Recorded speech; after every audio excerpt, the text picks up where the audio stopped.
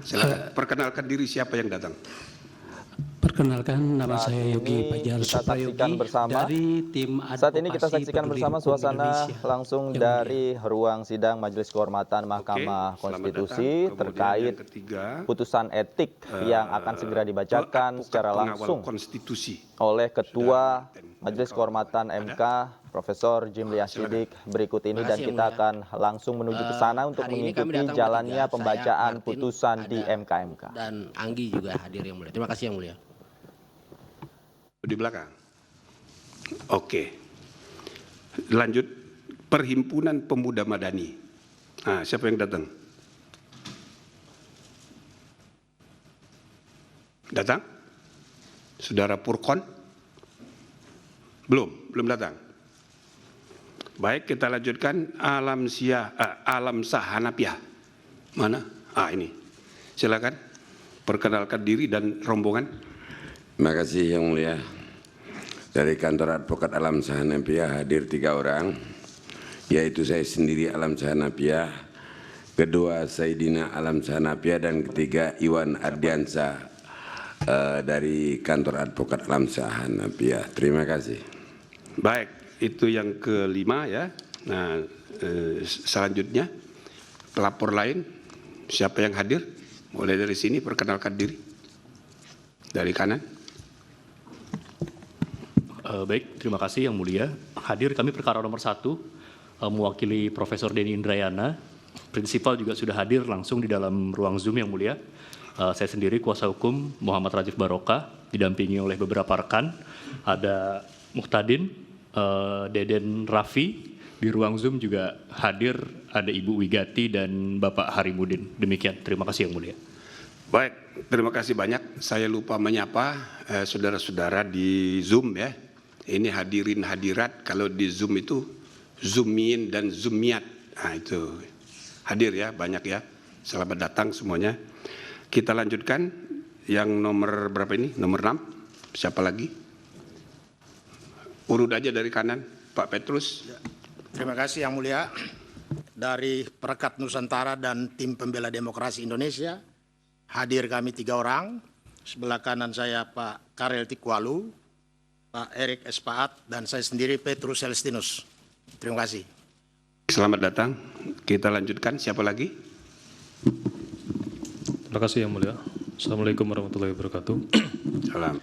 Kami dari tim advokasi peduli pemilu, TAPP, hadir langsung saya sendiri Gugum Ridho Putra, kemudian rekan kami Dharma Rozali Azhar, ada Iqbal Sumarlan Putra, Irfan Maulana Muharam, dan Aldi Syabadillah Akbar, serta Dega Kautsar Pradana. Yang Mulia. Terima kasih. Baik, selamat datang ya. Selanjut, jadi 8 baru ini. Yang ke-9 siapa? Baik, terima kasih Yang Mulia. Assalamualaikum warahmatullahi wabarakatuh. Salam. Kami dari Advokasi Rakyat untuk Nusantara, ARUN, saya Yudi Rijali Muslim, hadir dengan rekan saya, Teguh, dan M. Rifki Yang Mulia. Oke. Terima kasih. Advokat Rakyat Nusantara. Advokasi Rakyat Oke. untuk Nusantara Yang Mulia. Apa tadi kependekannya? ARUN Yang Mulia. Arun, ya. Baik, Terima kasih. lanjut. Siapa lagi? Sebelah sini. Selamat sore Yang Mulia, terima kasih. Perkenalkan saya Viola Reninda selaku kuasa hukum dari laporan nomor 11 mewakili Constitutional and Administrative Law Society. Pada kesempatan ini yang hadir di dalam ruangan juga ada Profesor Susi Dwi Haryanti dan Bapak Dr. Yance Arizona di belakang Yang Mulia. Namun pelapor prinsipal kami melalui Zoom belum ada yang di-approve Yang Mulia, jadi belum bergabung. Oh, kenapa? Belum Belum, masih tertahan di Zoom Yang Mulia, belum ada yang di-approve. 13 pelapor yang lain. Ya, tolong staf di accept semuanya. Ini kan berlaku untuk umum. Pengunjung ini dibatasi karena ruangan, tapi kalau masih kosong, udah dipenuhin aja, di atas masih kosong. Jadi berapa yang sudah siap-siap mau datang? Ada 13 pelapor yang lain. 13. Ada informasi bahwa mereka terhalang. Iya betul Yang Mulia, sudah antri di Zoom Ya, tapi tolong belum ya. di-approve. Oh, sudah masuk. Ya, beberapa sudah masuk yang mulia. Oh iya, sudah masuk. Ya, selamat datang yang baru masuk. Baik, jadi 5, 10. Ah, siapa lagi? Terima kasih yang mulia. Kami dari LB Yusuf, saya yang hadir Mirza Zulkarnain SHMH, didampingi oleh rekan saya Anika Arson SH dan rekan saya Iksan Prasetya SH. Terima kasih. LBH Yusuf ya. Ya. Ah, tadi sudah dipanggil pertama kali, belum masuk tadi ya. Yudis. Betul sekali. Silakan. Mohon maaf majelis, tadi saya tertahan dan disuruh menunggu di ruang tunggu di lantai 1 majelis. Oh. Kalau diizinkan, minta izin agar saya bisa berpindah duduk ke kursi yang depan, yang mulia. Silakan. Mana kursinya? Ah, di depan sini. Petugas, silakan. Halo.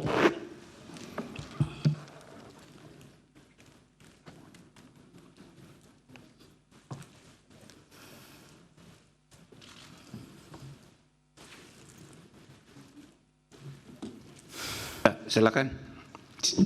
Ya, Apa sudah? belum Ya, yang mulia. Sudah apa? Perkara nomor 15. Lalu. Oh, ya. Pak ini tadi. Sudah selesai bicaranya?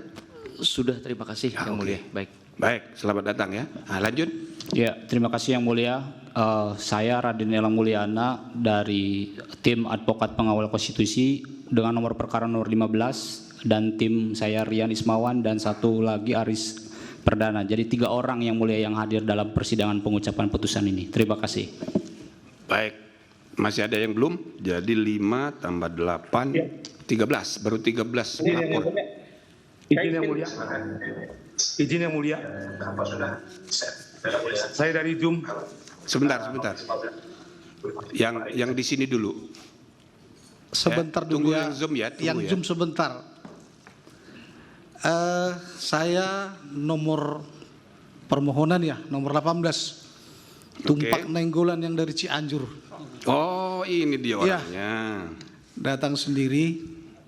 Jadi terima kasih atas kesempatan yang diberikan kepada saya untuk memperkenalkan diri. Terima kasih kepada rekan-rekan. Demikian. Ya.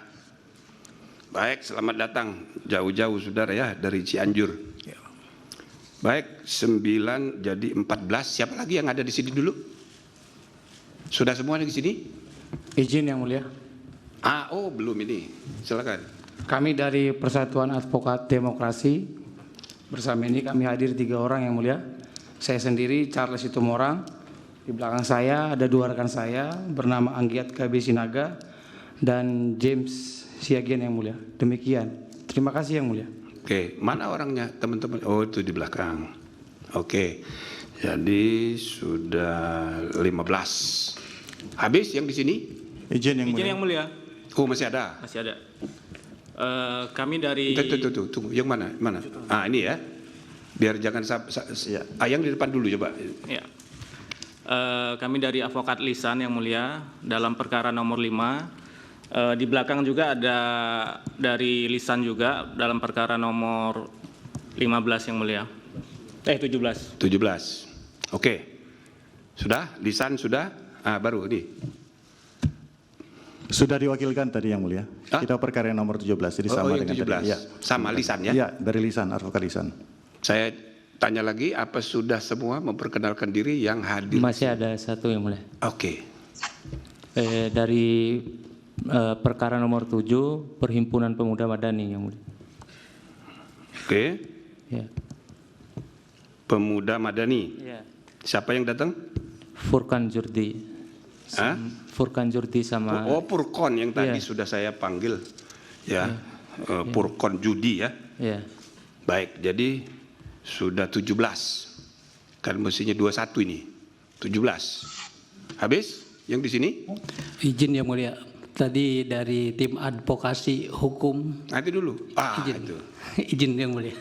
Ya, tadi dari tim advokasi hukum Indonesia, Peduli Hukum Indonesia, rekan kami sudah hadir di sini, Indra Rusmi dan Dwi Anan Riswanto, dan di Zoom sudah hadir John Immanuel yang mulia. Ini beda dari yang sudah memperkenalkan diri. Tadi yang nomor 1 yang mulia. Tim Advokasi Peduli Hukum Indonesia. Oh, TAF. TAF. Oh, sudah berarti ya. Ini hanya tambah orang aja. Baik, jadi sudah 17. Terima kasih Yang Mulia. Kalau tidak ada lagi saya masuk Zoom. Siapa yang hadir melalui Zoom? Izin Yang Mulia, dari pelapor nomor 16, Kakak Suminta, atas nama Komite Independen Pemantau Pemilu. Terima kasih Yang Mulia, izin hadir lewat Zoom. Oke, saudara sendirian ya? Ya, Yang Mulia, betul sendirian Yang Mulia. Baik, 18. Berarti ada 3 lagi. Mana yang belum? Silakan. Izin Yang Mulia.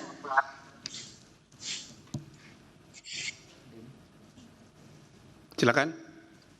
Yang Mulia, terima kasih atas kesempatan yang diberikan. Saya mohon maaf hari ini tidak bisa hadir secara langsung menghadiri pembacaan putusan pada hari ini Yang Mulia, oleh karena tugas-tugas advokasi yang harus kami kerjakan. Kami memantau atau mengikuti lewat Zoom Yang Mulia. Saya sendiri, Ronald Christian Pasaribu, dari Lembaga Bantuan Hukum Barisan Relawan Jalan Perubahan Yang Mulia. Terima kasih Yang Mulia. Relawan Jalan Perubahan. Benar Oke. Yang Mulia. Masih ada lagi? 19. 2 lagi. 2 lagi. Izin Yang Mulia. Ini siapa nih? BEM. Kebetulan saya perkenalkan, saya Aldi Yang Mulia. Saya Badan Mahasiswa Universitas Nahdlatul Ulama Indonesia. Kebetulan saya Ketua BEM-nya Yang Mulia. Mohon izin Yang Mulia. Tadi saya sudah mendelegasikan dua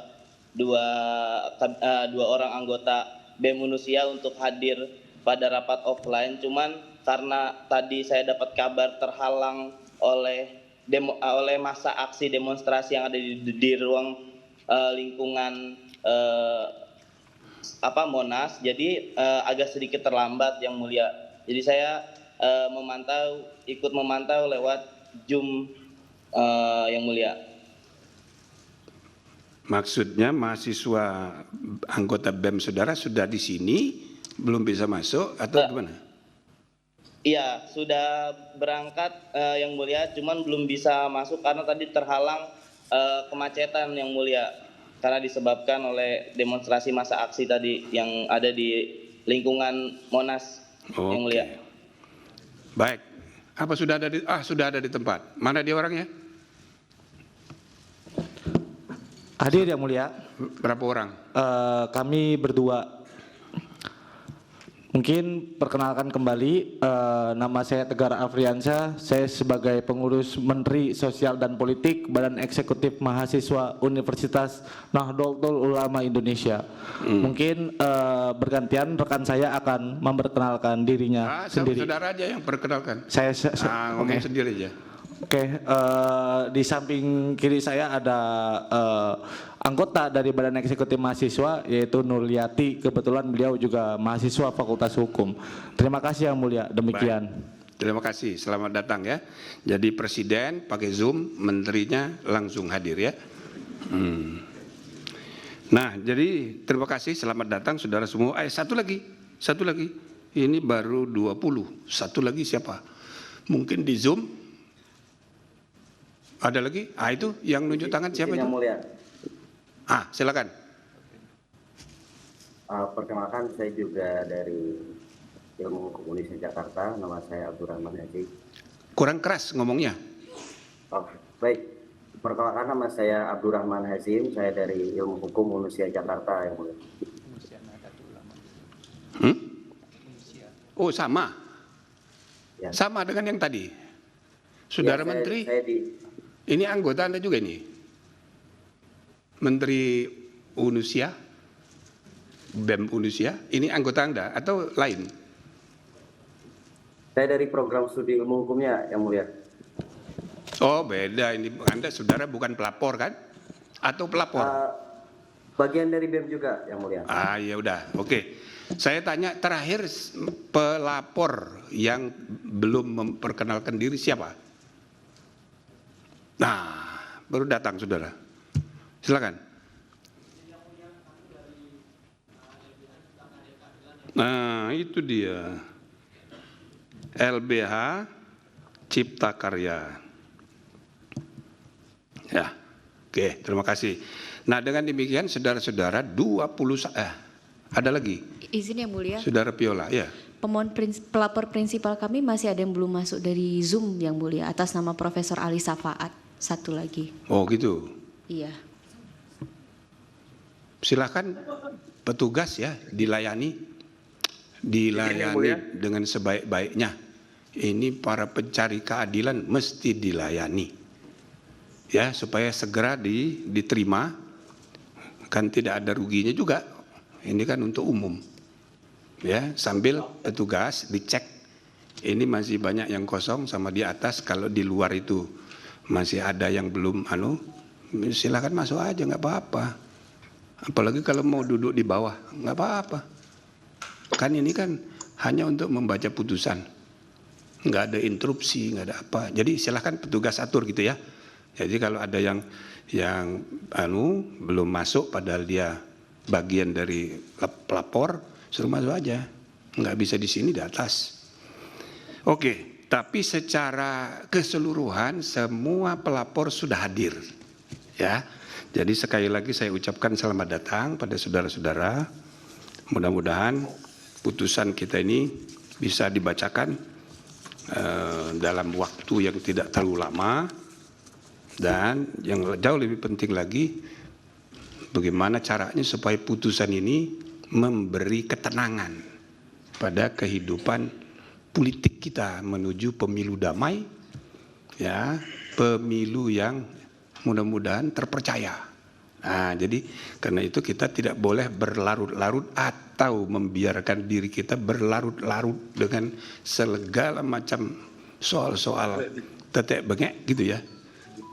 Sekarang supaya semua fokus menyukseskan pemilu itu, tapi kita bereskan dulu ini soal aturan main, dan kita bereskan dulu tentang laporan-laporan saudara yang menuntut gitu adanya pertanggungjawaban etis terhadap semua keputusan yang diduga melanggar, gitu ya. Oke. Nah, harapannya saudara-saudara bisa terima ini nanti putusan yang 4 putusan ini. Ya, tidak semua saudara puas, pasti aja itu putusan pengadilan yang begitu. Nggak ada memuaskan semua pihak. Tapi kita ini sebagai negara hukum harus membangun tradisi hormat pada pengadilan dan putusannya. Gitu ya. Nah, kita mulai saudara-saudara dari putusan yang pertama.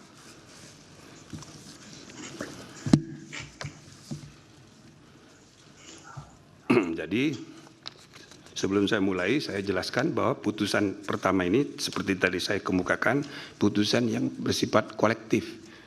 Karena saudara, sebagian di antara pelapor itu melaporkan 99 hakim. Nah gitu ya. Majelis Kehormatan Mahkamah Konstitusi, putusan nomor 5 MKMK L/10/2023.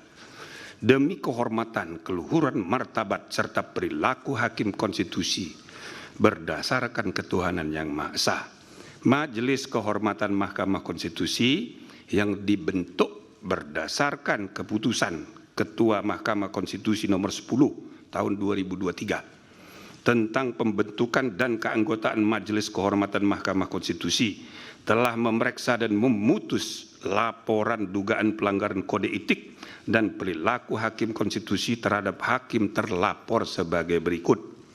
Pertama, identitas pelapor. Nah, ini saya bacakan. 1, Perhimpunan Bantuan Hukum dan HAM. Nah, Saudara Julius Ibrani dan kawan-kawan. Kedua, Tim Advokasi Peduli Hukum Indonesia atau TAP.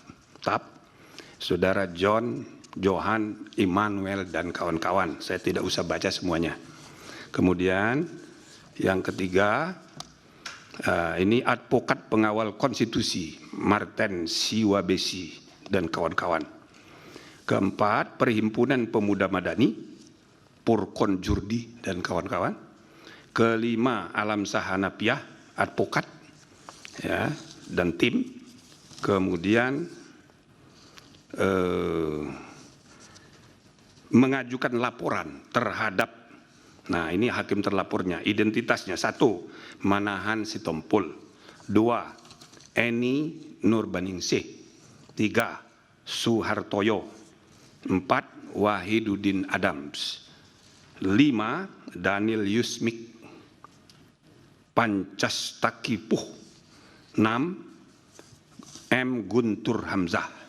6 hakim terlapor dalam putusan ini, sedangkan 3 hakim terlapor lainnya tersebar di 3 putusan lainnya.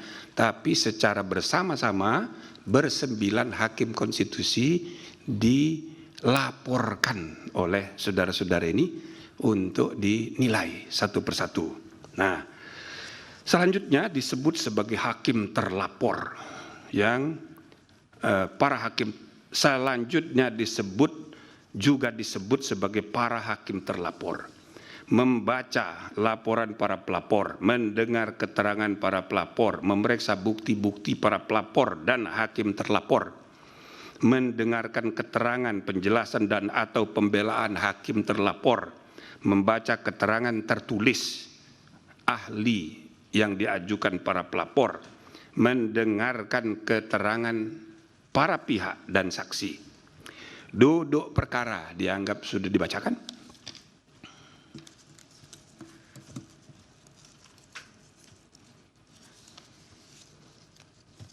Fakta dalam rapat dan sidang pemeriksaan pendahuluan dianggap sudah dibacakan. Fakta dalam sidang pemeriksaan lanjutan dianggap sudah dibacakan. Informasi dari media, jadi bukan hanya dari laporan saudara-saudara, tapi kami juga mendapatkan temuan dan itu dimungkinkan. Nah, jadi informasi dari media juga turut dipertimbangkan oleh MK-MK. Selanjutnya, 7, pertimbangan hukum dan etika. Silakan dilanjutkan.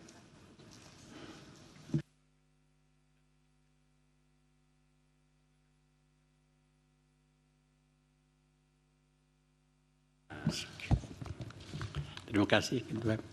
Pokok laporan pelapor 716 menimbang bahwa setelah Majelis Kehormatan memeriksa secara saksama laporan dan keterangan pelapor, keterangan dan pembelaan hukum terlapor, keterangan saksi dan bukti-bukti yang disampaikan, terdapat beberapa isu atau masalah dugaan pelanggaran kode etik dan pedoman perilaku hakim konstitusi oleh hakim terlapor yang dianggap relevan untuk dipertimbangkan sebagai berikut.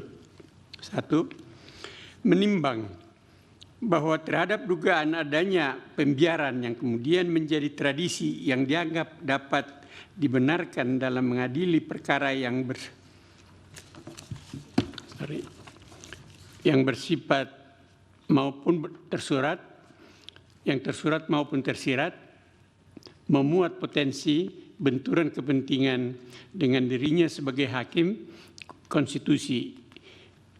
Majelis Kehormatan mempertimbangkan sebagai berikut. Bahwa terhadap dugaan ini dalam riwayat penanganan perkara penguji undang-undang sejak berdirinya Mahkamah Konstitusi telah ada beberapa perkara yang memuat pengujian undang-undang atau norma yang berkenaan dengan Mahkamah Konstitusi, baik berkenaan dengan kewenangan lembaga maupun berkenaan dengan kepentingan jabatan hakim konstitusi. Di antara putusan yang telah dijatuhkan Mahkamah Konstitusi dalam persoalan pengujian norma berkenaan dengan dirinya sendiri adalah putusan nomor 49 tahun 2011 dan putusan nomor 96 tahun 2020. Dalam keterangan yang diperoleh Majelis Kehormatan, selama proses pemeriksaan persidangan terdapat fakta bahwa di antara pertimbangan dalam memutus terdapat variabel pertimbangan yang berpotensi munculnya benturan kepentingan. Sebagai ilustrasi, pada pertimbangan putusan nomor 96 2020 ada benturan kepentingan masa jabatan Hakim Konstitusi dan masa jabatan Ketua dan Wakil Ketua Mahkamah Konstitusi. Pertimbangan ini merupakan contoh dan adanya tradisi bahwa memeriksa perkara yang berpotensi munculnya benturan kepentingan tidak dilakukan secara hati-hati dengan konstruksi argumentasi yang meyakinkan. Dengan tanpa bermaksud untuk menilai putusan Mahkamah Konstitusi, Majelis Kehormatan menilai bahwa telah terbangun tradisi untuk menguji norma padahal sebaliknya terkandung muatan kepentingan yang bisa memberi manfaat bagi keuntungan pribadi. Pada puncaknya adalah potensi benturan kepentingan yang melibatkan Ketua Mahkamah Konstitusi dengan penanganan perkara nomor 90 2023. Peristiwa hukum sebagaimana terjadi di atas tentunya tidak akan terjadi seandainya setiap hakim konstitusi memiliki rasa sensibilitas yang tinggi dan waspada terhadap satu benturan kepentingan. Selain itu, hilangnya budaya saling mengingatkan di antara sesama hakim apabila memang dirasakan adanya benturan kepentingan salah satu hakim berpotensi terlibat benturan kepentingan menjadi persoalan tersendiri. Praktek pelanggaran benturan kepentingan sudah merupakan kebiasaan yang dianggap sebagai suatu yang wajar. Karena para hakim konstitusi secara bersama-sama membiarkan terjadinya pelanggaran kode etik dan perilaku hakim konstitusi yang nyata tanpa kesungguhan untuk saling ingat mengingatkan.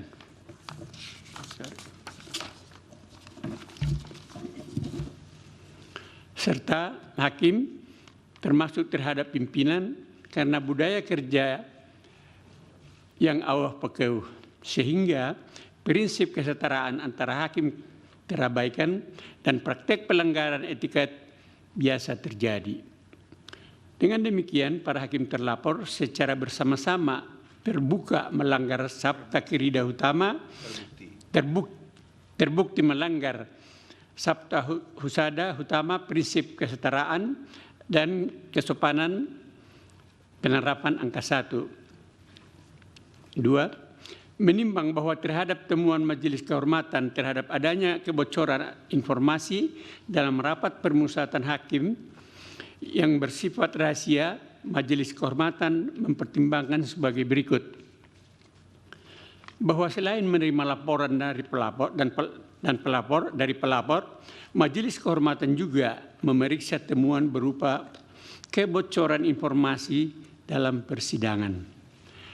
Rapat permusyawaratan hakim yang tertutup sebagaimana ketentuan pasal 40 ayat 1 Undang-Undang Nomor 24 Tahun 2003 tentang Mahkamah Konstitusi sebagaimana diubah terakhir oleh Undang-Undang Nomor 7 Tahun 2020 tentang perubahan ketiga atas Undang-Undang Nomor 24 Tahun 2003 tentang Mahkamah Konstitusi yang menyatakan sidang Mahkamah Konstitusi bersifat terbuka kecuali rapat permusyawaratan hakim.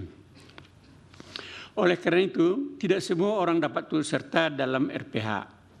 Hanya 9 orang hakim konstitusi, pejabat kepanitraan, dan staf pendukung yang ditunjuk serta disumpah yang memiliki akses mengikuti RPH. Namun mengapa informasi mengenai pengambilan keputusan perkara nomor 90/2023 secara rinci dapat diketahui dan dipublis di media? Apakah kebocoran informasi dimaksud dilakukan oleh hakim atau oleh pejabat dan staf pendukung RPH? Kebocoran ini diuraikan secara jelas dan terungkap dalam pemberitaan di majalah Tempo yang berjudul Skandal Mahkamah Keluarga tanggal 22 Oktober 2023 tentang beberapa hari perkara nomor 90 tahun 2003 diputus. Majalah Tempo mengurai secara rinci dan jelas peristiwa apa yang terjadi dalam rapat permusyawaratan hakim saat para hakim memutus perkara nomor 90 tahun 2003 yang berdasarkan keterangan majalah Tempo. Informasi diperoleh dari dua narasumber yang salah satunya petugas MK.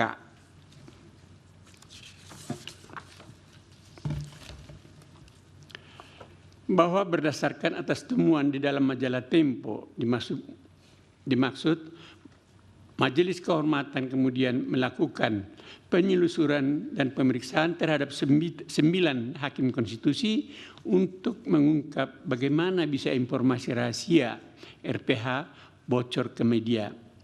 Dalam hal ini majalah Tempo. Dari hasil pemeriksaan tersebut, keseluruhan hakim konstitusi menjawab tidak mengetahui siapa oknum yang membocorkan informasi rahasia RPH. Ihwal dimaksud dalam proses penanganan dan pengambilan putusan perkara 90 tahun 2023. Sementara untuk meminta majalah Tempo memberikan kesaksian, tentunya akan terbentur pada Undang-Undang Kebebasan Pers yang mesti melindungi sumber informasinya. Oleh karena Majelis Kehormatan tidak dapat meneruskan dan membuktikan ihwal kebocoran rahasia RPH terkait dengan penanganan dan pemeriksaan perkara nomor 90 tahun 2023 dilakukan oleh siapa, untuk apa. Namun demikian, Majelis MK meyakini bahwa kebocoran informasi boleh jadi terjadi secara sengaja maupun tidak sengaja dilakukan oleh hakim konstitusi. Meskipun tak cukup bukti untuk mengungkap kebocoran informasi pengambilan putusan dalam RPH dimaksud. Akan tetapi perkara kolektif hakim konstitusi dianggap memiliki kewajiban hukum dan moral untuk menjaga agar informasi rahasia yang dibahas dalam RPH tidak bocor keluar. Oleh karena itu, di dalam ketentuan Sabta Karsa Utama butir keempat terkait prinsip kepantasan dan kesopanan, butir penerapan ke-9 menyatakan keterangan rahasia yang diperoleh hakim konstitusi dalam menjalankan tugasnya dilarang dipergunakan atau diungkapkan untuk tujuan lain yang tidak terkait dengan tugas mahkamah. Dengan demikian, berkaitan dengan isu kebocoran informasi RPH, ke-9 orang hakim konstitusi secara kolektif bertanggung jawab dan harus menjaga agar informasi rahasia yang dibahas dalam forum RPH tidak keluar, sehingga berpotensi disalahgunakan oleh oknum yang tidak bertanggung jawab. Dengan begitu, menurut Majelis Kehormatan, ke-9 orang hakim konstitusi dianggap telah melanggar prinsip kepantasan dan kesopanan, khususnya butir penerapan 9. Kesimpulan dan rekomendasi. Kesimpulan, menimbang bahwa berdasarkan uraian, duduk perkara, fakta-fakta yang terungkap dalam rapat dan sidang permisaan serta pertimbangan hukum dan etika di atas, dapat disimpulkan hal-hal sebagai berikut. 1 dan 2 dianggap sudah dibacakan. 3, para hakim terlapor secara bersama-sama terbukti tidak dapat menjaga keterangan atau informasi rahasia dalam rapat permusyawaratan hakim yang bersifat tertutup sehingga melanggar prinsip kepantasan dan kesopanan penerapan angka 9. 4, praktek pelanggaran benturan kepentingan sudah menjadi kebiasaan yang dianggap sebagai sesuatu yang wajar karena para hakim terlapor secara bersama-sama membiarkan terjadinya praktek pelanggaran kode etik dan perilaku hakim konstitusi yang nyata tanpa kesungguhan untuk saling ingat mengingatkan antar hakim termasuk terhadap pimpinan karena budaya kerja yang pekewuh sehingga kesetaraan antar hakim terabaikan dan praktek pelanggaran etika biasa terjadi. Dengan demikian, para hakim terlapor secara bersama-sama terbukti melanggar Sabta Karsa Utama, prinsip kepantasan dan kesopanan, penerapan angka 1. Rekomendasi, menimbang bahwa dengan bertolak dari hal-hal serta fakta-fakta yang ditemukan selama berlangsungnya proses persidangan Majelis Kehormatan Mahkamah Konstitusi, Majelis Kehormatan memandang penting merekomendasikan hal-hal berikut. 1. Hakim konstitusi tidak boleh membiarkan kebiasaan praktek saling pengaruh mempengaruhi antar hakim dalam penentuan sikap dalam memeriksa, mengadili, dan memutus suatu perkara yang menyebabkan independensi fungsional tiap-tiap hakim sebagai 9 pilar tegaknya konstitusi menjadi tidak kokoh dan pada gilirannya membuka peluang untuk terjadinya pelemahan terhadap independensi struktural kekuasaan kehakiman Mahkamah Konstitusi secara kelembagaan. 2. Hakim konstitusi tidak boleh membiarkan terjadinya praktek pelanggaran kode etik dan perilaku hakim konstitusi yang nyata tanpa kesungguhan untuk saling ingat mengingatkan antar hakim, termasuk terhadap pimpinan karena budaya kerja yang pekewuh sehingga prinsip kesetaraan antar hakim terabaikan dan praktek pelanggaran etika menjadi biasa terjadi. 3. Hakim konstitusi harus menjaga iklim intelektual yang syarat dengan ide-ide dan prinsip-prinsip pencarian kebenaran dan keadilan konstitusional yang hidup berdasarkan nurani yang bersih dan akal sehat yang tulus untuk kepentingan bangsa dan negara, tercermin dalam penulisan pendapat-pendapat hukum dan dalam permusyawaratan dan perdebatan substantif di antara para hakim untuk menemukan kebenaran dan keadilan konstitusional yang hidup itu sebagaimana mestinya. 4.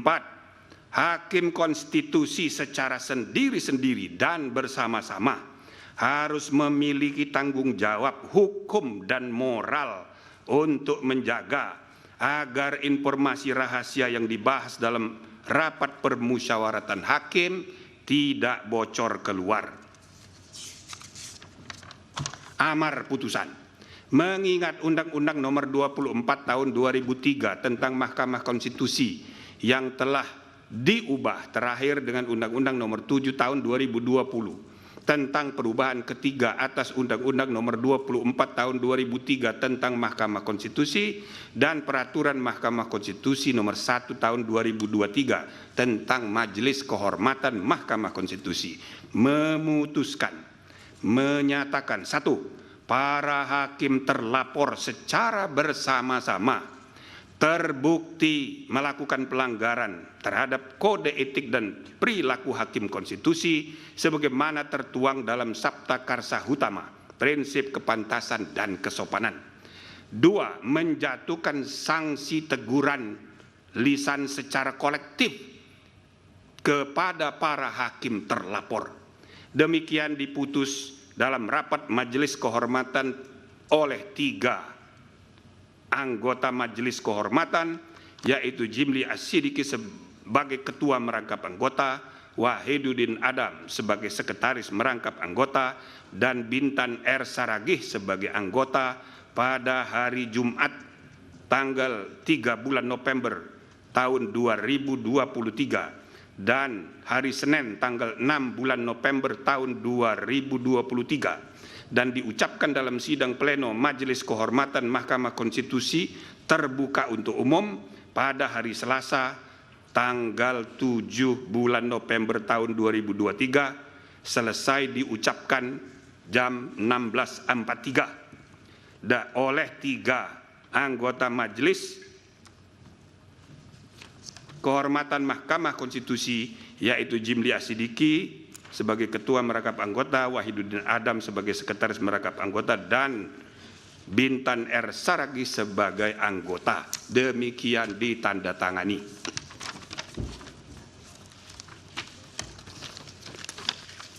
Masih banyak salah.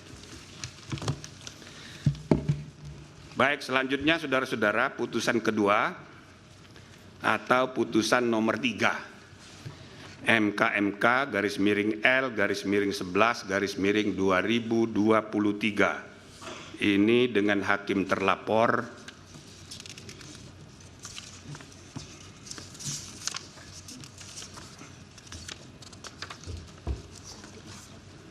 Saldi Isra. Ya. Saya bacakan, Majelis Kehormatan Mahkamah Konstitusi, putusan nomor 3 MK L 11 2023, Demi kehormatan, keluhuran, martabat, serta perilaku Hakim Konstitusi, berdasarkan ketuhanan Yang Maha Esa, Majelis Kehormatan Mahkamah Konstitusi yang dibentuk berdasarkan dan seterusnya dianggap sudah dibacakan, identitas pelapor, 1. Advokasi Rakyat untuk Nusantara atau ARUN, Bob Hasan dan kawan-kawan. 2. Perorangan yang tergabung dalam Advokat Lingkar Nusantara atau LISAN, yaitu Saudara Ahmad Fatoni dan kawan-kawan. Dalam hal ini, para pelapor menunjuk kuasa hukum Hendar Samarantoko, SH, dan kawan-kawan yang memilih domisili hukum di Plaza dan seterusnya dianggap sudah dibacakan. 3. Perorangan yang tergabung dalam Lembaga Bantuan Hukum Cipta Karya Keadilan, Saudara Dian Eko Wanto dan kawan-kawan. 4.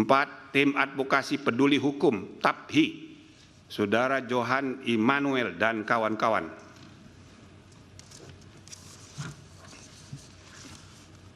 Mengajukan laporan terhadap identitas terlapor, nomor 2, nama Saldi Isra dan seterusnya, jabatan Wakil Ketua Mahkamah Konstitusi dan seterusnya. Selanjutnya disebut hakim terlapor. Membaca laporan para pelapor, mendengar keterangan para pelapor, memeriksa bukti-bukti para pelapor dan hakim terlapor, mendengarkan keterangan pembelaan hakim terlapor, mendengarkan keterangan para pihak dan saksi. Duduk perkara dianggap sudah dibacakan. Pertimbangan hukum dan etika dianggap dibacakan. Kewenangan Majelis Kehormatan menilai putusan Mahkamah Konstitusi dianggap dibacakan. Pendirian Majelis Kehormatan terhadap ketentuan pasal 17 Undang-Undang Nomor 48 Tahun 2009 tentang Kekuasaan Kehakiman, selanjutnya disebut Undang-Undang 48 2009 dianggap dibacakan. Kewenangan Majelis Kehormatan dianggap dibacakan.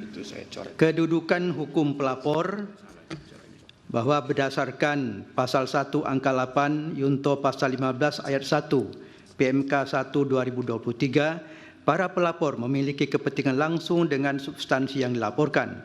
Dengan demikian, para pelapor memiliki kedudukan hukum untuk mengajukan laporan. Menimbang bahwa oleh karena Majelis Kehormatan berwenang untuk memeriksa dan memutus laporan akuo, serta para pelapor memiliki kedudukan hukum dalam mengajukan laporan, selanjutnya Mahkamah akan mempertimbangkan pokok laporan para pelapor. Pokok laporan pelapor menimbang bahwa setelah Majelis Kehormatan memeriksa secara saksama laporan dan keterangan pelapor, keterangan dan pembelaan hakim terlapor, keterangan saksi dan bukti-bukti yang disampaikan, terdapat beberapa isu atau masalah dugaan pelanggaran kode etik dan perilaku hakim konstitusi oleh hakim terlapor yang dianggap relevan untuk dipertimbangkan sebagai berikut. Menimbang bahwa terhadap isu etika yang diajukan para pelapor, berkaitan dengan dissenting opinion yang bersifat provokatif, mengumbar rahasia dalam RPH, menjatuhkan kolega sama hakim dan tidak koheren dengan permasalahan yang dibahas, Majelis Kehormatan mempertimbangkan sebagai berikut. Secara umum, putusan Mahkamah Konstitusi merupakan mahkota peradilan sekaligus perwujudan dan kekuasaan dari kekuasaan kehakiman yang merdeka untuk menyelenggarakan peradilan guna menegakkan hukum dan keadilan sebagaimana ketentuan pasal 24 ayat 1 UUD 1995. Kata merdeka ini berimplikasi pula pada karakter kelembagaan Mahkamah Konstitusi di mana putusan ditetapkan tidak boleh diintervensi oleh cabang-cabang kekuasaan manapun, bebas serta tidak memihak. Apalagi putusan Mahkamah Konstitusi bersifat final dan mengikat. Sifat merdeka ini tidak hanya terbatas dan melekat pada karakter kelembagaan Mahkamah Konstitusi sebagai lembaga peradilan, namun tercermin pula pada kemerdekaan dan independensi para hakimnya dalam memeriksa, mengadili dan memutus perkara. Di sisi lain, hakim dapat saja memiliki pendapat berbeda atau dissenting opinion dengan pendapat hakim mayoritas maupun alasan berbeda, concurring opinion, terhadap suatu perkara. Hal ini diatur dalam pasal 14 ayat 3 Undang-Undang 48 2009 yang menyatakan dalam hal sidang permusyawaratan tidak dapat dicapai mufakat bulat, pendapat hakim yang berbeda wajib dimuat dalam putusan. Artinya, pendapat berbeda, dissenting opinion maupun alasan berbeda, concurring opinion, pada dasarnya merupakan satu kesatuan dengan putusan dan bagian dalam putusan itu sendiri. Oleh karena itu, substansi putusan berbeda, pendapat berbeda, dissenting opinion maupun alasan berbeda, concurring opinion, merupakan sesuatu yang tidak dapat dinilai atau dilakukan pengujian kecuali oleh lembaga peradilan itu sendiri. Dalam hal ini adalah Mahkamah Konstitusi. Hal ini pun telah menjadi prinsip universal semua lembaga peradilan yang diakui di seluruh dunia. Permasalahan yang kemudian dipersoalkan oleh para pelapor adalah apakah boleh suatu pendapat berbeda, dissenting opinion hakim konstitusi yang merupakan kontra dari pendapat hakim mayoritas disusun secara provokatif, mengungkap rahasia dalam RPH ke publik, menjatuhkan kolega sesama hakim dan tidak koheren dengan permasalahan yang dibahas. Berdasarkan pemeriksaan Majelis Kehormatan terhadap dokumen pendapat berbeda dissenting opinion hakim terlapor Saldi Isra, Majelis Kehormatan menemukan fakta dan hukum sebagai berikut. 1. Pendapat berbeda dissenting opinion hakim terlapor Saldi Isra yang dimuat pada paragraf 6.25 sampai dengan paragraf 6.72.2 putusan nomor 90/2023 memuat aspek hukum acara tatkala menguraikan dinamika dan mekanisme pengambilan keputusan dalam forum RPH sebagaimana diuraikan pada paragraf 6.26.2 antara lain sebagai berikut dianggap telah dibacakan. Selain membahas ihwal prosedur pengambilan putusan yang berkenaan dengan hukum acara dalam putusan akuo, hakim terlapor Saldi Isra juga membahas dan menjelaskan bahwa isu hukum yang dipersoalkan oleh pemohon tidak berkaitan dengan isu konstitusional, melainkan erat kaitannya dengan pertanyaan dan isu politik, political question. Karena dalam Undang-Undang Dasar 1945 tidak membahas terkait dengan batas usia minimal untuk menjadi calon presiden atau calon wakil presiden. Hal ini antara lain dapat dilihat pada paragraf 6.27.2 antara lain sebagai berikut dianggap telah dibacakan. 3. Majelis Kehormatan juga menemukan fakta hukum bahwa pada bagian awal pendapat berbeda dissenting opinion hakim terlapor Saldi Isra yang ditulis dengan bahasa penuh emosi, tanda kutip, dan diuraikan pada paragraf 6.26.1 sebagai berikut dianggap dibacakan.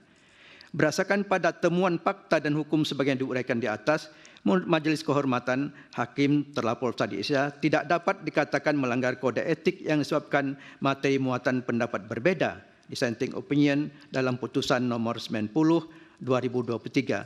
Meskipun ada ruang pada bagian awal pembukaan pendapat berbeda dissenting opinion yang mengungkapkan sisi emosional seorang hakim, namun hal itu tidak dapat dikatakan sebagai pelanggaran kode etik. Sebab sebagaimana diuraikan dalam pertimbangan hukum di atas, bagian pendapat berbeda dissenting opinion hakim konstitusi merupakan satu kesatuan yang utuh yang tak dapat dipisahkan dari putusan nomor 90/2023. Oleh karena itu, terhadap pendapat berbeda dissenting opinion berlaku asas res judicata pro praerit habetur. Artinya, putusan hakim harus dianggap benar.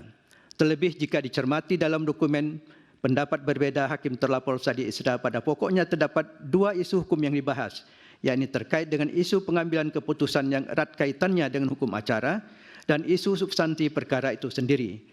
Memang seyogyanya pendapat berbeda membahas kontra-argumentasi hukum dari substansi perkara yang termuat pada bagian pertimbangan hukum putusan sehingga terlihat jelas perdebatan ide gagasan yang dipersoalkan. Namun jikalau hakim ingin membahas dari sudut pandangan berbeda yang tidak terkait dengan pokok perkara seperti membahas dari perspektif prosedural yang berkaitan hukum acara hal itu pun tidak bermasalah. Sebab pada hakikatnya pendapat berbeda dissenting opinion seorang hakim merupakan wujud independensi personal dan bagian dari kemerdekaan kekuasaan kehakiman. Dengan demikian dalil para pemohon terkait dengan isu tidak beralasan hukum dan harus dikesampingkan. Menimbang bahwa terhadap isu etika terkait hakim terlapor tidak dapat menjaga keterangan atau informasi rahasia dalam rapat pemusatan hakim yang bersifat tertutup, Majelis Kehormatan mempertimbangkan sebagai berikut. Bahwa berkaitan dengan kebocoran informasi dalam persidangan rapat pemusatan hakim yang tertutup sebagaimana ketentuan pasal 40 ayat 1 Undang-Undang Nomor 24 Tahun 2003 tentang Mahkamah Konstitusi sebagaimana telah diubah terakhir oleh Undang-Undang 7 2020 tentang perubahan ketiga atas Undang-Undang Nomor 24 Tahun 2003 tentang Mahkamah Konstitusi yang menyatakan sidang Mahkamah Konstitusi bersifat terbuka kecuali rapat pemusatan hakim. Oleh karena itu, tidak semua orang dapat turut serta dalam RPH.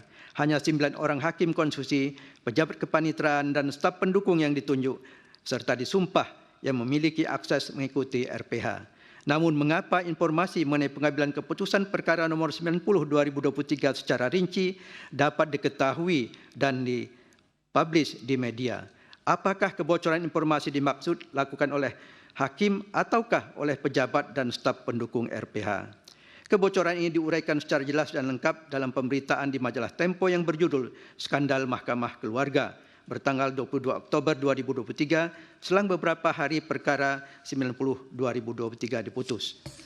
Majalah Tempo mengurai secara rinci dan jelas peristiwa apa yang terjadi dalam forum rapat RPH saat para hakim memutus perkara nomor 90/2023 yang berdasarkan keterangan majalah Tempo, informasi diperoleh dari dua sumber yang salah satunya petinggi MK. PD majalah Tempo bertanggal 22 Oktober 2023, halaman 3 versi online. Bahwa berdasarkan atas pemberitaan di majalah Tempo dimaksud, Majelis Kehormatan kemudian melakukan penelusuran dan pemeriksaan terhadap 9 hakim konstitusi untuk mengungkap bagaimana informasi rahasia RPH bocor ke media, dalam hal ini majalah Tempo. Dari hasil pemeriksaan tersebut, keseluruhan hakim konstitusi menjawab tidak mengetahui siapa oknum yang membocorkan informasi rahasia RPH, ihwal dinamika dalam proses penanganan dan pengambilan putusan perkara nomor 90/2023. Sementara untuk meminta majalah Tempo memberikan kesaksian tentunya akan terbentur pada Undang-Undang Nomor 40 Tahun 1999 tentang pers yang mesti melindungi sumber informasi.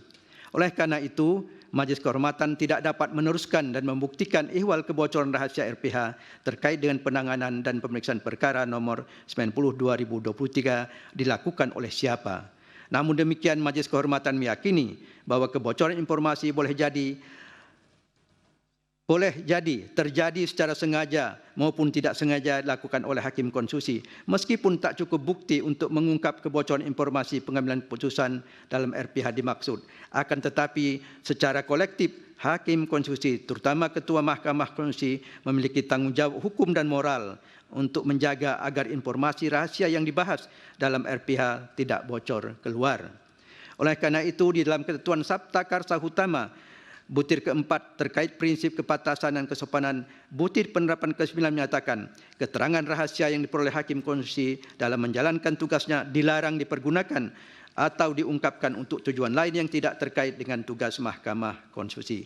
Dengan demikian, berkaitan dengan isu kebocoran informasi RPH, ke-9 orang hakim konstitusi, terutama Ketua Mahkamah Konstitusi, secara kolektif bertanggung jawab dan harus menjaga agar informasi rahasia yang dibahas dalam forum RPH tidak keluar, sehingga berpotensi disalahgunakan oleh oknum yang tidak bertanggung jawab. Dengan begitu, menurut Majelis Kehormatan, ke-9 hakim konstitusi dianggap telah melanggar prinsip kepantasan dan kesopanan, khususnya butir penerapan ke-9. Menimbang bahwa terhadap dugaan adanya pembiaran yang kemudian menjadi tradisi yang dianggap dapat dibenarkan dalam mengadili perkara yang tersirat maupun tersurat, memuat potensi benturan kepentingan dengan dirinya sebagai hakim konstitusi, Majelis Kehormatan mempertimbangkan sebagai berikut. Bahwa terhadap dugaan ini, dalam riwayat penanganan perkara pengujian undang-undang sejak berdirinya MK, telah ada beberapa perkara yang memuat pengujian undang-undang atas norma yang berkenaan dengan Mahkamah Konstitusi, baik berkenaan dengan kewenangan lembaga maupun berkaitan dengan kepentingan jabatan hakim konstitusi. Di antara putusan yang telah dijatuhkan Mahkamah dalam persoalan pengujian berkenaan dengan dirinya adalah putusan nomor 49/2011 dan putusan 96/2020. Dari keterangan yang diperoleh Majelis Kehormatan selama proses pemeriksaan persidangan, terdapat fakta bahwa di antara pertimbangannya dalam memutus terdapat variabel pertimbangan yang berpotensi munculnya benturan kepentingan. Sebagai ilustrasi, pada pertimbangan putusan 96/2020 ada benturan kepentingan masa jabatan hakim konstitusi dan masa jabatan ketua dan wakil ketua Mahkamah Konstitusi. Pertimbangan ini merupakan contoh dari adanya tradisi bahwa memeriksa perkara yang berpotensi munculnya benturan kepentingan tidak dilakukan secara hati-hati dengan konstruksi argumentasi yang meyakinkan. Dengan tanpa bermaksud untuk menilai putusan MK, Majelis Kehormatan menilai bahwa tak terbangun tradisi untuk menguji norma, padahal di baliknya terkandung muatan kepentingan yang bisa memberi manfaat bagi keuntungan pribadi. Pada puncaknya adalah potensi benturan kepentingan yang melibatkan Ketua Mahkamah Konstitusi dalam perkara penanganan perkara nomor 90/2023. Peristiwa hukum sebagaimana terjadi di atas tentunya tidak akan terjadi seandainya setiap hakim konstitusi memiliki rasa sensitivitas yang tinggi dan waspada terhadap isu benturan kepentingan. Selain itu, hilangnya budaya saling mengikatkan di antara sesama hakim apabila memang dirasakan adanya benturan kepentingan saat salah satu hakim berpotensi terlibat benturan kepentingan menjadi persoalan sendiri. Praktek pelanggaran benturan kepentingan sudah menjadi kebiasaan yang dianggap sebagai sesuatu yang wajar, karena para hakim konstitusi secara bersama-sama membiarkan terjadinya praktek pelanggaran kode etik dan pelaku hakim konstitusi yang nyata tanpa kesungguhan untuk saling mengingatkan antar hakim termasuk terhadap pimpinan karena budaya kerja yang ewuh pakewuh, sehingga prinsip kesetaraan antar hakim terabaikan dan praktek pelanggaran etika biasa terjadi. Dengan demikian, para hakim terlapor secara bersama-sama terbukti melanggar sabta karsa utama, prinsip kepantasan dan kesopanan penerapan angka 1. Menimbang bahwa berdasarkan pertimbangan atas fakta dan hukum di atas, berkaitan dengan dugaan pelanggaran kode etik dan pelaku hakim konstitusi yang terkait dissenting opinion, hakim terlapor tidak terbukti melanggar kode etik dan perilaku hakim konstitusi. Namun terhadap masalah kebocoran informasi rahasia RPH dan kebiasaan praktek benturan kepentingan dalam penanganan perkara di Mahkamah Konstitusi, hakim terlapor secara bersama-sama terbukti tidak dapat menjaga keterangan atau informasi rahasia dalam rapat pemusyawaratan hakim yang bersifat tertutup sehingga melanggar prinsip kepantasan dan kesopanan penerapan angka 9. Kesimpulan dan rekomendasi. Sebelum saya bacakan catatan kecil, karena putusan ini ada kaitan dengan putusan sebelumnya, terlapornya sama, kolektif, maka ada kesimpulan yang sama. Tapi tidak apa-apa, saya baca saja. Kesimpulan, menimbang bahwa berdasarkan uraian duduk perkara fakta-fakta yang terungkap dalam rapat dan sidang pemeriksaan, serta pertimbangan hukum dan etika di atas, dapat disimpulkan hal-hal sebagai berikut. 1. Dugaan pelanggaran kode etik dan perilaku hakim konstitusi yang terkait dissenting opinion terhadap hakim terlapor tidak terbukti melanggar kode etik dan perilaku hakim konstitusi.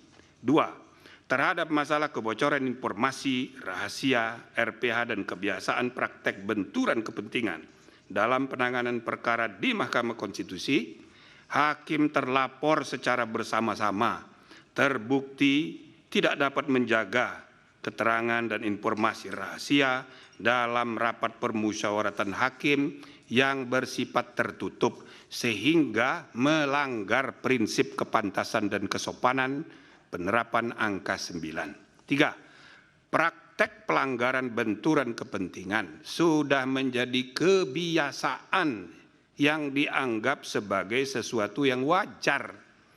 Hakim terlapor secara bersama-sama dengan hakim lainnya membiarkan terjadinya praktek pelanggaran kode etik dan perilaku hakim konstitusi yang nyata tanpa kesungguhan untuk saling ingat mengingatkan antar hakim, termasuk terhadap pimpinan karena budaya kerja yang ewuh pekewuh, sehingga kesetaraan antar hakim terabaikan dan praktek pelanggaran etika biasa terjadi. Dengan demikian hakim terlapor secara bersama-sama terbukti melanggar Sabta Karsa Utama, prinsip kepantasan dan kesopanan penerapan angka 1. Rekomendasi dianggap sudah dibacakan. Amar putusan mengingat undang-undang dan seterusnya memutuskan, menyatakan 1. Hakim terlapor tidak terbukti melakukan pelanggaran terhadap kode etik dan perilaku hakim konstitusi sepanjang terkait pendapat berbeda atau dissenting opinion. 2. Hakim terlapor secara bersama-sama dengan para hakim lainnya terbukti melakukan pelanggaran terhadap kode etik dan perilaku hakim konstitusi sebagaimana tertuang dalam Sabta Karsa Utama, prinsip kepantasan dan kesopanan sepanjang menyangkut kebocoran informasi rahasia, rapat permusyawaratan hakim, dan pembiaran praktek benturan kepentingan para hakim konstitusi dalam penanganan perkara.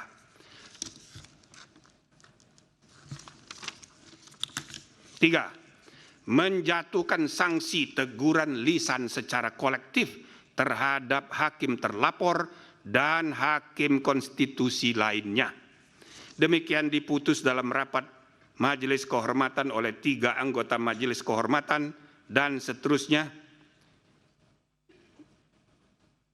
pada hari Jumat tanggal 3 bulan November tahun 2023 dan hari Senin tanggal 6 bulan November tahun 2023 dan diucapkan dalam sidang pleno Majelis Kehormatan Mahkamah Konstitusi pada hari Selasa tanggal 7 bulan November tahun 2023 selesai diucapkan pada pukul 17.06 oleh 3 anggota Majelis Kehormatan Konstitusi, yaitu Jimli Asidiki sebagai Ketua Merangkap Anggota, Wahiduddin Adam sebagai Sekretaris Merangkap Anggota, dan Bintan R. Saragih sebagai anggota.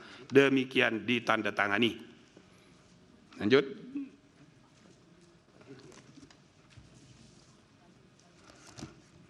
Yang ketiga,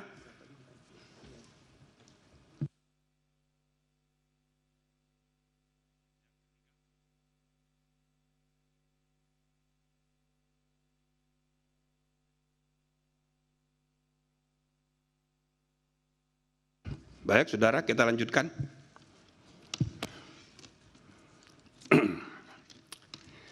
Yang ketiga, ya, Majelis Kehormatan Mahkamah Konstitusi, putusan nomor 4 MK/L-11/2023 demi kehormatan, keluhuran, martabat serta perilaku hakim konstitusi berdasarkan ketuhanan yang Maha Esa. Majelis Kehormatan Mahkamah Konstitusi yang dibentuk dan seterusnya. 1. Identitas pelapor. 1. Lembaga Bantuan Hukum Cipta Karya Keadilan, Saudara Dian Eko Wanto dan kawan-kawan. 2. Tim Advokasi Peduli Hukum Indonesia TAPHI, Saudara Johan Immanuel dan kawan-kawan. 3. Perorangan yang tergabung dalam Advokat Pengawal Konstitusi, Saudara Raden Elang Mulyana. 4. Perorangan yang tergabung dalam advokat lisan, Saudara Hendar Sam Marantoko dan kawan-kawan, dengan kuasa hukum dan kawan-kawan, Ahmad Patoni dan kawan-kawan, dan seterusnya.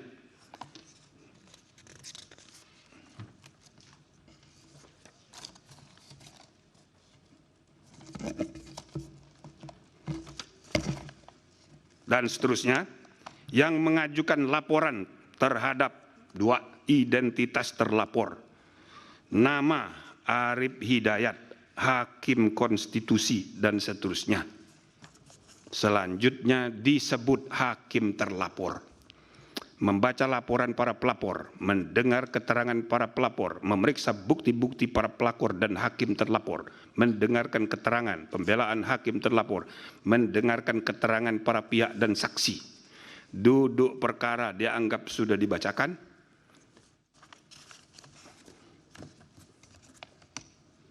Fakta dalam rapat dan sidang pemeriksaan dianggap sudah dibacakan, dan seterusnya.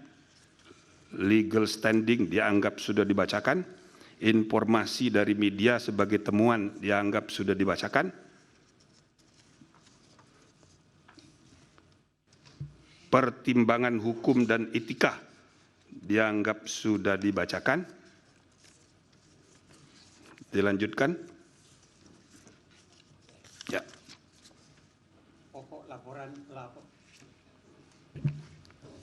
Pokok laporan pelapor.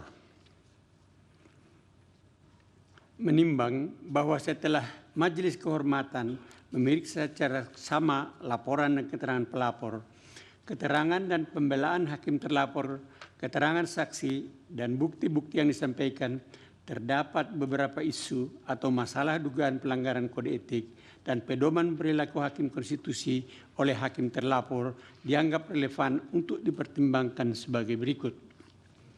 Menimbang bahwa terhadap isu hukum para pelapor baik kaitan dengan dissenting opinion yang bersifat provokatif, mengumbar rahasia dalam RPH, menjatuhkan koleha sesama hakim dan tidak koheren dengan permasalahan yang dibahas, Majelis Kehormatan mempertimbangkan sebagai berikut. Secara umum, putusan Mahkamah Konstitusi merupakan mahkota peradilan sekaligus perwujudan dari kekuasaan kehakiman yang merdeka untuk menyelenggarakan peradilan guna menegakkan hukum dan keadilan sebagaimana ketentuan pasal 24 ayat 1 Undang-Undang Dasar Negara RI tahun 1945. Kata merdeka ini berimplikasi pada karakter kelembagaan Mahkamah Konstitusi, di mana putusan yang ditetapkan tidak boleh diintervensi oleh cabang-cabang kekuasaan manapun, bebas serta tidak berpihak. Apalagi menurut pasal 24C ayat 1 Undang-Undang Dasar Negara RI tahun 1945 dan putusan nomor 106 tahun 2016 putusan MK bersifat final dan mengikat. Sifat merdeka ini tidak hanya terbatas dan melekat pada karakter kelembagaan Mahkamah Konstitusi sebagai lembaga peradilan, namun tercermin pula pada kemerdekaan dan independensi para hakimnya dalam memeriksa, mengadili, dan memutus perkara. Di sisi lain, hakim dapat saja memiliki pendapat berbeda, dissenting opinion, dengan pendapat hakim mayoritas maupun alasan berbeda, concurring opinion terhadap suatu perkara. Hal ini pun diatur dalam pasal 14 ayat 3 Undang-Undang nomor 48 tahun 2009 yang menyatakan dalam hal sidang permusyawaratan tidak dapat dicapai mufakat bulat, pendapat hakim yang berbeda wajib dimuat dalam putusan. Artinya, pendapat berbeda atau dissenting opinion maupun alasan berbeda concurring opinion pada dasarnya merupakan satu kesatuan dengan putusan dan bagian dalam putusan itu sendiri. Oleh karena itu, substansi putusan pendapat berbeda atau dissenting opinion maupun alasan berbeda concurring opinion merupakan sesuatu hal yang tidak dapat dinilai atau dilakukan pengujiannya kecuali oleh lembaga peradilan itu sendiri. Dalam hal ini Mahkamah Konstitusi. Hal ini pun telah menjadi prinsip universal semua lembaga peradilan yang ada di seluruh dunia. Permasalahan yang kemudian dipersoalkan oleh para pelapor adalah apakah boleh suatu pendapat berbeda atau dissenting opinion hakim konstitusi yang merupakan kontra dan pendapat hakim mayoritas disusun secara provokatif, mengungkap masalah dalam RPH ke publik, menjatuhkan koleha sesama hakim, dan tidak koheren dengan permasalahan yang dibahas. Berdasarkan pemeriksaan Majelis Kehormatan terhadap oknum pendapat berbeda atau dissenting opinion, Hakim terlapor Arif Hidayat, Majelis Kehormatan menemukan fakta dan hukum bahwa pendapat berbeda dissenting opinion Hakim pelapor Arif Hidayat yang dimuat pada paragraf 6 ayat 28 sampai dengan paragraf 632 putusan nomor 90 tahun 23 memuat aspek hukum acara yang meliputi 3 isu hukum antara lain sebagai berikut. Penjadwalan sidang yang terkesan lama dan ditunda dianggap sudah dibacakan. Pembahasan dalam rapat permusyawaratan hakim dianggap sudah dibacakan. Perkara nomor 90 tahun 2023 dan perkara nomor 91 tahun 2003 tetap dilanjutkan dianggap sudah dibacakan. Berdasarkan pada temuan fakta dan hukum sebagaimana diuraikan di atas, menurut Majelis Kehormatan, Hakim terlapor Arif Hidayat tidak dapat dikatakan melanggar kode etik yang disebabkan materi muatan terdapat berbeda dissenting opinion oleh putusan nomor 90 tahun 2023. Meskipun ada ruang pada bagian awal pembukaan pendapat berbeda dissenting opinion yang mengungkapkan sisi emosional seorang hakim berkaitan dengan kata-kata